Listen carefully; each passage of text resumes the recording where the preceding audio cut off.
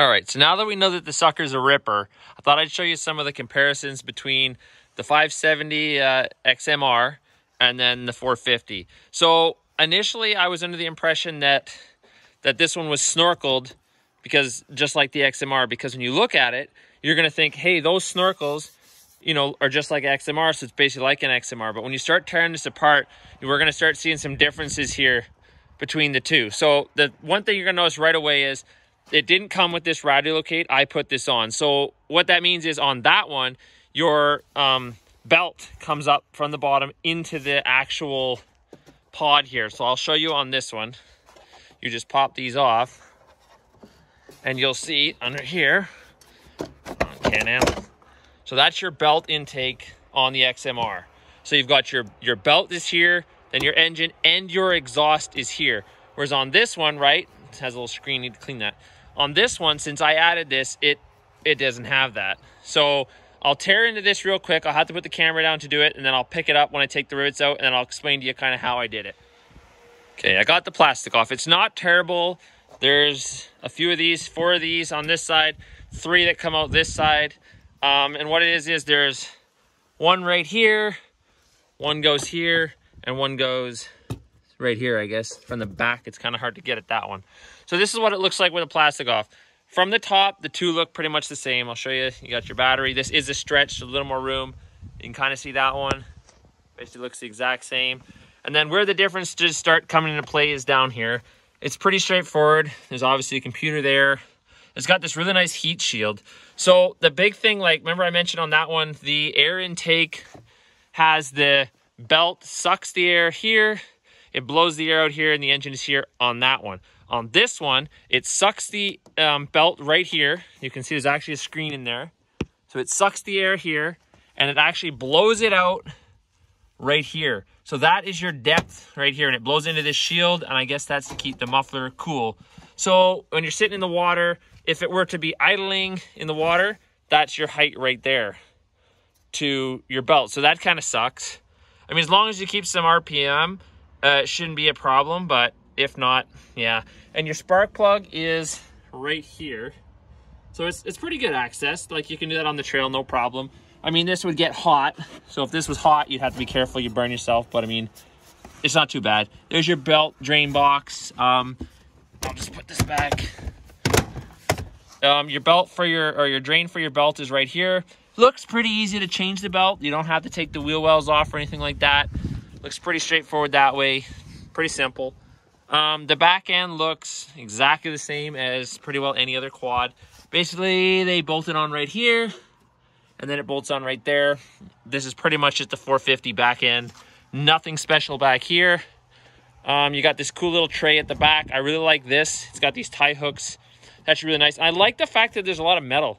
The rack is metal. This is metal. It's got your storage box, same as that one, full of water. You can access it easily.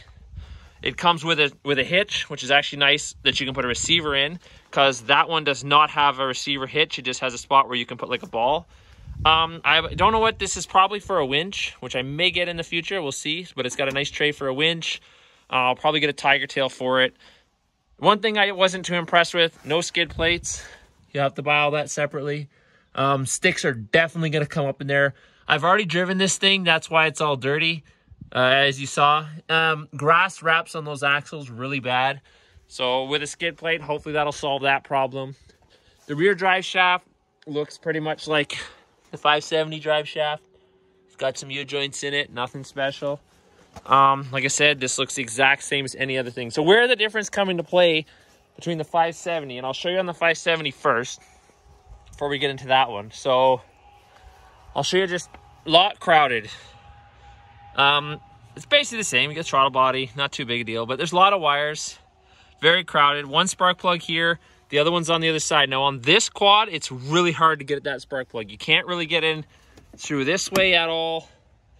You got to go from the other way, so it's real pain. So if you were to swamp, say, this one on the trail, you'd have to take off this side, and you'd have to take off all the plastic on this side to swamp both sides. On that one, you'd only have to pop just the plastic on that side. So that's definitely going to be a big bonus for you. And then the transmission looks quite a bit different, because you got your engine, transmission. all down in there. Definitely looks a lot harder to work on. Oil filter's right there, so you got to kind of work around this or take this off. It's really annoying. Starter buried in there. Everything's just kind of buried in there. And this is only 570. But one of the big things, got a topic. The front drive shaft. I think I like this better. You guys see that drive shaft? It's straight, right? No U-joints. Run straight to the engine. Kind of see it in there. No U-joints.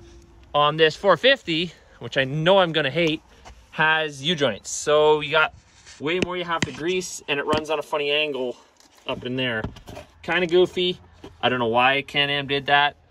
Other than that, I don't know, it kind of looks the same. So I'll show you this one. Definitely a lot easier to work on. I mean, your starter, bam, right there. Your oil's right here. This, I think, could have been dealt with better because, yeah, they got to kind of like pull this out and work at it or take the wheel well off. I mean, they should have maybe made a factory like a, you know, they could have made it this lower. But I think you can pull this back and probably change the oil, no problem. Your transmission is a lot different. So your transmission is part of the engine, right? So on that one, you remember you got the engine, the transmission. This one, it's all one, which is different. One thing I thought was kind of funny, I'll show you guys. The engine says right on there that it's made in Mexico. So I couldn't find a sticker on the other one to see where the engine was made, but I thought that was kind of funny. But yeah, I'll show you a little more. There's your power steering. I guess this is your four-wheel drive actuator. So I don't know. All in all, I think it's definitely going to be a lot simpler than the 570. I'll show you one more time the 570. So just your single. You can see right through it. And you can kind of see on that side where the belt dumps on there. Exhaust. Throttle body. And the snorkel. I was going to mention that. So on that other one, when it takes its air, it's got the engine air is actually higher. It actually takes it all the way up at the top of this pod. When you look in here, it's really hard to see. You can see this hose right here. It goes and it keeps going up even past here. And it kind of takes it from up here. So when you're looking at the 450, you might think, okay, here's the air intake. I can take air to here. It's actually not true. So like I said, you think it's here, but it's not. When you look, it's actually right here. That's your air limit. You can see that pipe. It's really hard to see. I apologize. But that hose right there, that's your air height. So it's not actually as high as you think. So you're looking at it from here. Maybe you can see it.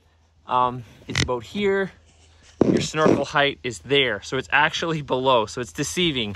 So that's one thing to keep in mind if you're going deep water. Your belt height is about here for the exhaust. And it's not here. It's actually about here that it could swamp. But other than that, it's pretty cool. It's comfy. We did a walk around before, so you kind of saw that. But as far as working on, I definitely think it's going to be what I wanted it. That's why I went with the 450. I wanted something simple. I didn't want to go bigger. This is my wife's old quad, and it had a lot of heat on her legs. She was always complaining that it was hot on her legs. So I'm hoping with the 450, it won't be so hot and a little simpler to work on. I mean, it's definitely a lot smaller and simpler. I mean, there's no way you can see right through this thing. It's just full of wires. It's full of hoses. I'm not a mechanic, and it makes you sick just trying to sort out this wiring when you start following it around when you have a problem. And just for a bonus, because you guys know I love Hondas so much, I'm going to show you the difference between, so this is Can-Am's simplest one. You remember how, you know, how many wires there was? I'll show you real quick on a Honda. Pull the seat off, pull this, wiggle it around a little bit. Gotta do it with one hand, it's a little bit hard. There we go. Give her a jerk, give this a jerk, and boom. That's that. That's a Honda, boys. That's how simple a Honda is. Drive shaft, straight to the front. Drive shaft, straight to the back. There's your throttle body. The only computer on the whole machine right there. And it's really not that complicated. In here, there's 3 relays. I think there's 5 fuses in there. Air box. Bam, done. You want your spark plug out? There it is. Super simple. But I'm getting off topic because this quad has nothing to do with this comparison, but you guys just know how much I love my Honda.